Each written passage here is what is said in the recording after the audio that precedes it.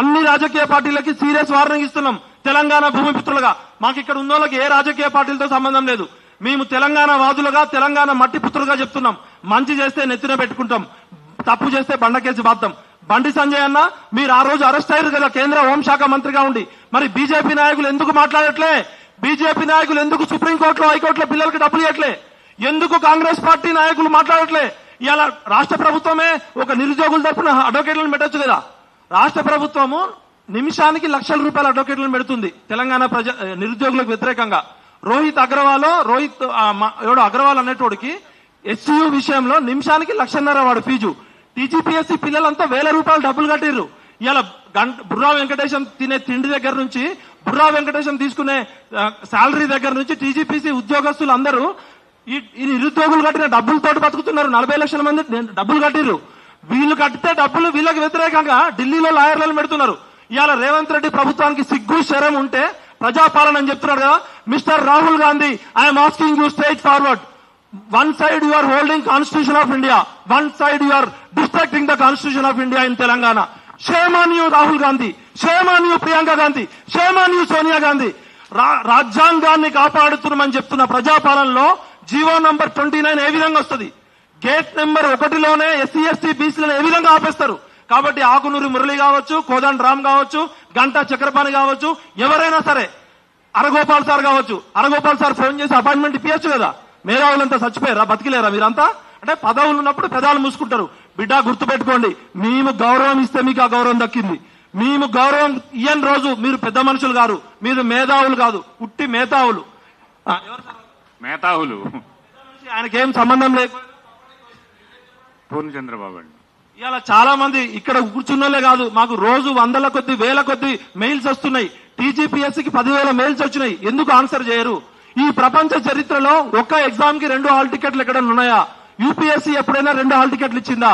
UPSC exam OMR sheet మీద ఎత్తు, పొడుగు, వయసు, కులము, మతము, ప్రాంతము, డేట్ ఆఫ్ బర్త్ అడిగిందా? కాబట్టి ఇలా చెప్పుకుంటూ పోతే చాలా ఉన్నాయి. ఇప్పటికీ మేము రిక్వెస్ట్ చేస్తున్నాం తెలంగాణ సమాజం తరఫున, నిరుద్యోగులారా భయపడకండి.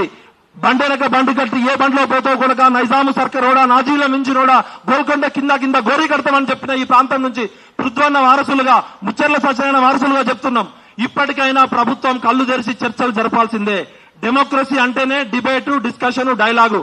బుర్రా వెంకటేశ్వర పీకుడుగాడు కాదు, లేకపోతే మహేందర్ రెడ్డి పీకుడుగాడు కాదు. మీరు మా జీతగాళ్ళు, మేము పెట్టిన డబ్బులతో బతికేటోళ్ళు. మీరు మా మీద పెత్తనం చేయాలని చూస్తే ఎంత మంది మీద కేసులు పెడతారో పెట్టండి రా. మీకు దమ్ముంటే ఈ ప్రెస్ మీట్ పెట్టి అందరి మీద కేసులు పెట్టండి. మేము నిజం కోసం బతికేటోళ్ళం. మేము రేపు పొద్దున పిలిస్తే వస్తాం. ఈ విద్యాశాఖ మంత్రి లేడు ఈ రాష్ట్రంలో, ముఖ్యమంత్రి పలకడు, టీజీపీఎస్సీ సెక్రటరీలు, ఐఏఎస్లు పలకరు. మరి ఎవరి దగ్గరకు పోవాలి? వీళ్ళు కళ్ళం పట్టిన చేతులు గన్నులు పట్టాలా? రోడ్ల మీదకి రావాలా? ఏ రాజకీయ పార్టీలు అయితే నిజాయితీగా నిరుద్యోగుల పక్షాన ఉంటాయో వాళ్ళకి మేము సపోర్ట్ చేస్తాం. అది ఏ రాజకీయ పార్టీనైనా ఎండకడతాం.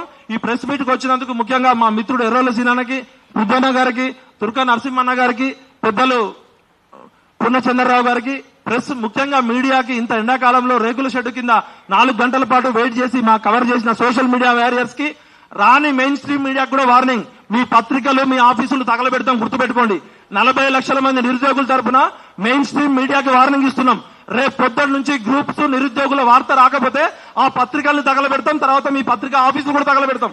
తెలంగాణ అంటే గుర్తుపెట్టుకోండి, ప్రాణాలకు తెగించి కొట్లాడినాం. మేము మెయిన్ స్ట్రీమ్ మీడియాని రిక్వెస్ట్ చేస్తున్నాం. మీరు రేవంత్ రెడ్డి ఇచ్చిన డబ్బులకు, రాజకీయ పార్టీని ఇచ్చిన డబ్బులకు అమ్ముడుపోతే ఫస్ట్ టార్గెట్ చేసేది మెయిన్ స్ట్రీమ్ మీడియానే. సోషల్ మీడియాకి హ్యాట్స్ ఆఫ్ చెప్తున్నాం.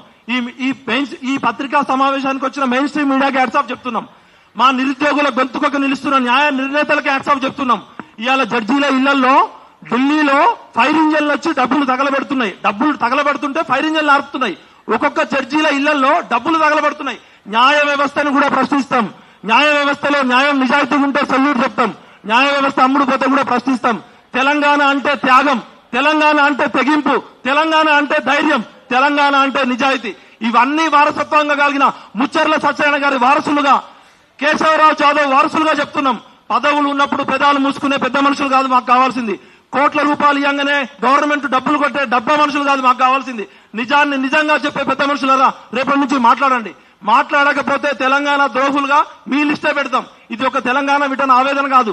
తెలంగాణ నిరుద్యోగుల తరపున ఇంతమంది మాకు పంపించారు. వందల కొద్ది డాక్యుమెంట్లు ఉన్నాయి. ఇక్కడ చాలా ఛానల్స్ స్పెషల్ స్టోరీస్ చేస్తున్నాయి. కాబట్టి నిరుద్యోగుల పక్షాన నిలబడుతున్న సోషల్ మీడియా వారియర్స్ అందరికీ హ్యాట్స్ ఆఫ్.